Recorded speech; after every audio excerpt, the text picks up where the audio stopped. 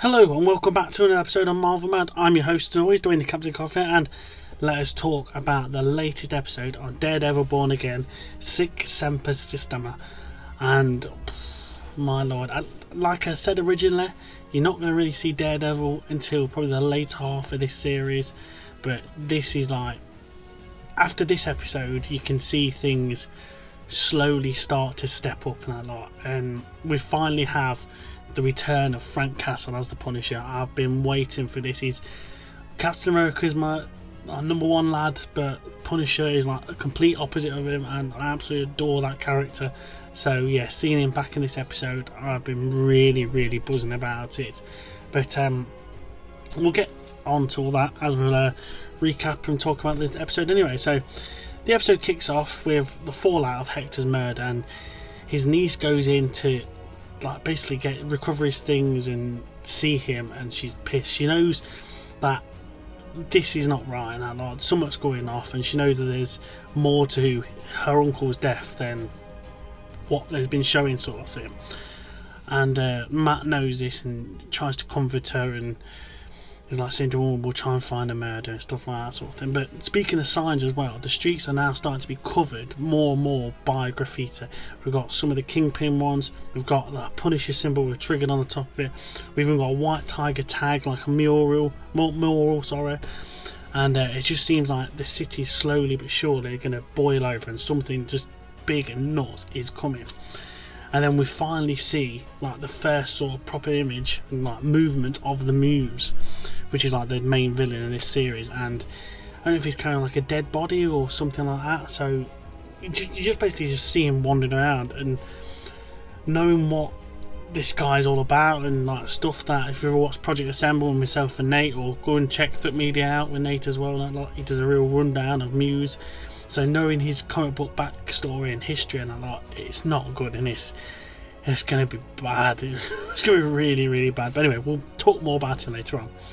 Now, this Daniel Blake, he's like a massive fanboy of Kingpin, but he really truly is going to drop himself in massive trouble being around BB Eureka, like the like reporter, which I still love her reports. I think they're absolutely fantastic.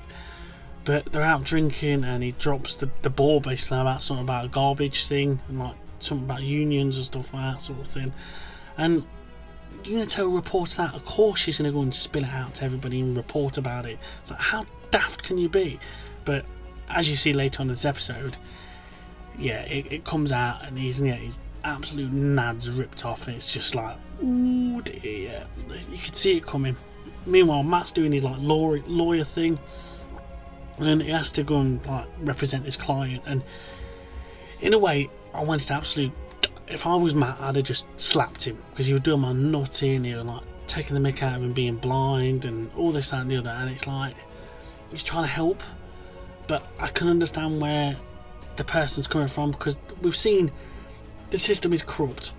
The system is not gonna like, he's not gonna be right sort of thing, and it's gonna just punish just like people just for stealing food and stuff like that, something like he has done. And it's like, come on, they're going overboard and harsh, to where if the system actually worked properly, they would like help him out and give him more, not benefits, but more help and support to build himself back up and that lot. So I can understand where he's coming from, but it still did my nut in something rotten. Just listening and watching to him, how Matt like handles it, it just shows you how professional he is. But then when there's like a moment where he's talking to this like lawyer woman, where they're trying to like negotiate like a thing for him, and I don't know if it's because he's just a good like defendant or lawyer or something like that, but the look she gives him is like, are we gonna get another love interest? I might be reading too much into it, but again, let me know in the comments below. Tell me what you think out of. And then this bit here where he bumps into the corrupt clock that he absolutely paced from last time, that lot. And Matt's adamant he's got something to do, and to be honest, I would be as well now, but he uses his little power to listen to his heartbeat, and it seems like he doesn't actually know.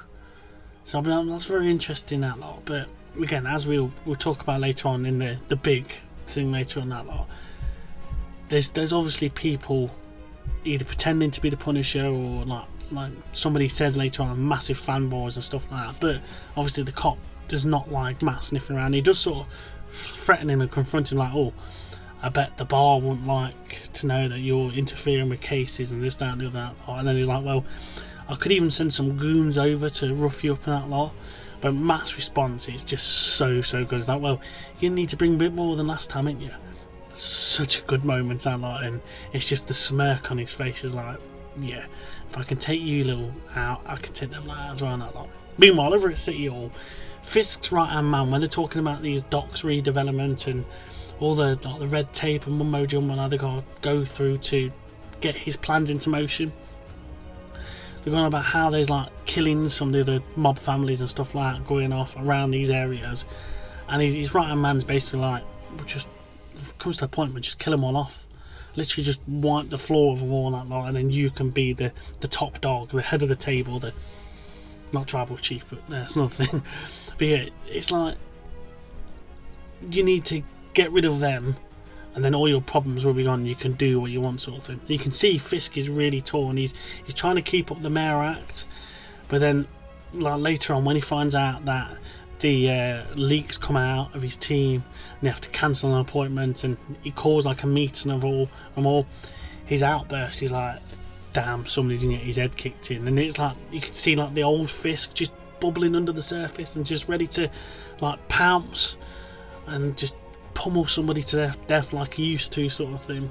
And then obviously Daniel comes up, basically just kisses his arse, and he's like, oh, I'm sorry, and I'll quit my job and blah, blah, blah, and that lot. And obviously the woman that's sort of in charge of him, she's like, well, it's my responsibility. If he's going, I'll have to go in that lot. And he sort of talks himself out of it. I'm like, that's where you can see that Fisk is in a way pretending to try and be better, even though we know he's not at all. He's just not in him, but he sort of talks his way out of it, sort of thing. But then there's like a little bit of moments of like, okay, you're not going to get sacked. And he puts it down his shoulders like, if you do it again, it'll be the last thing you ever do. And it's just like, there he is. There's the kingpin that we know now. He's just there, just waiting to just explode and like absolutely rip him to pieces.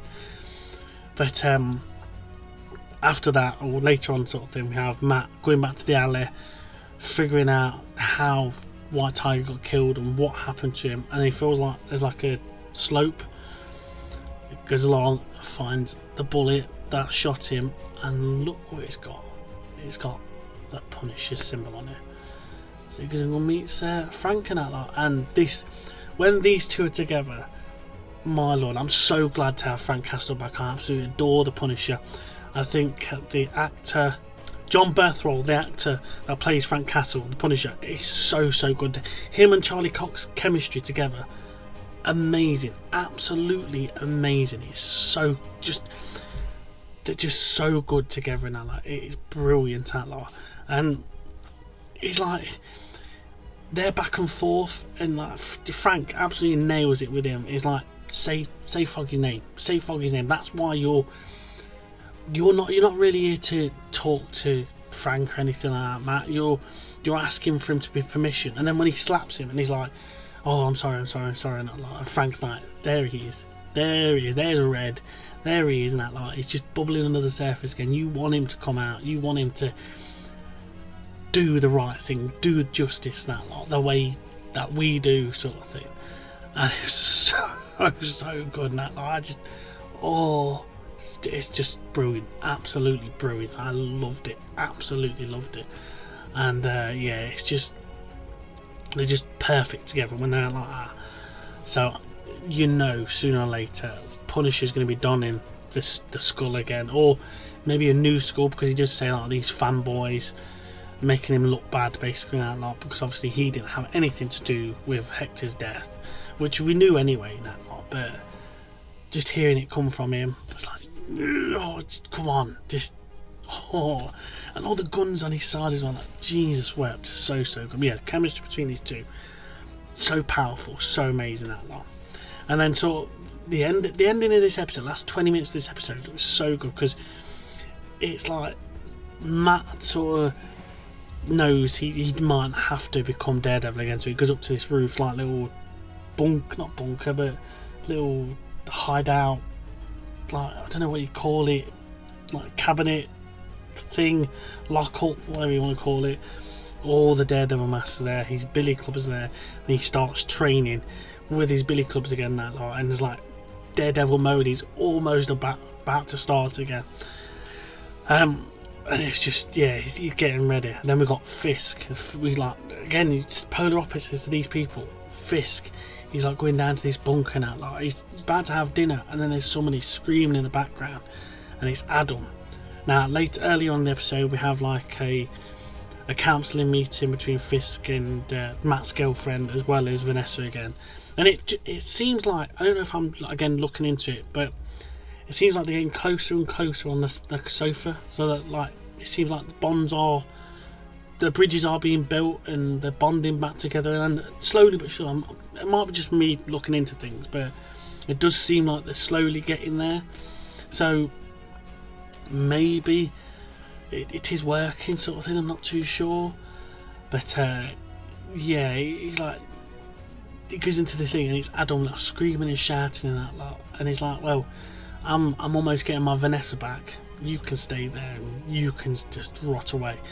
And it's like, there he is, there's the absolute legendary Kingpin we know, just manipulating and like being that, not nutter, but yeah, it's puppets, and oh, so good to see. But then we see Muse, and now this bit here is like proper straight out of Saw. It's like you see all the paintings around, like bloody and disturbing and horrible they are. You've got dead bodies hanging up in the rafters on being like hooks or whatever. And this dead body, well, we thought it was a dead body.